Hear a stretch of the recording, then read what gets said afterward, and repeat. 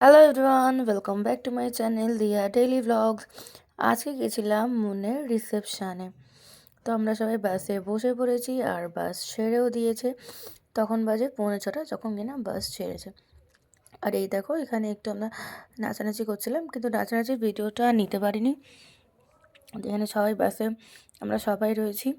এদিকে বৌমনি, ওদিকে রূপালিদি, ওদিকে কল্পনাদি, পেছনে সোমাদি, মৌদি, আর হচ্ছে পিঙ্কিদি।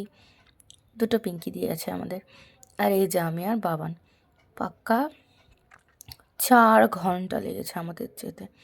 কি বিরক্তিকর! মাঝখানে তো গাড়িটা ভুল করে অন্য রাস্তায় চলে গেছিলো।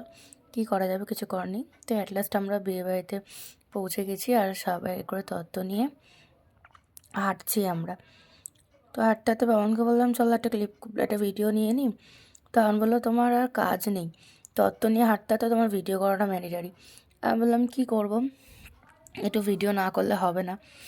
কারণ তোমরা তো জানো যে আমি একটু ভিডিও করতে ভালোবাসি, একটু রিলস করতে ভালোবাসি। তো অ্যাট লাস্ট বিয়েবাড়িতে আমরা ঢুকে গেছি। খুব সুন্দর বিয়েবাড়িটা সাজিয়েছিল।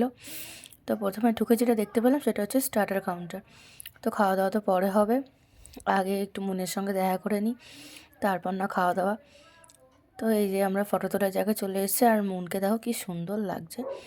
এখানে শর্মিষ্ঠা দি আর দাদা ছিল, আর হলাম আমি একটু নিজেকে দেখিনি। তো আজকে তো ভিডিওটা এটুকুই, দেখা হবে নেক্সট ভিডিওতে।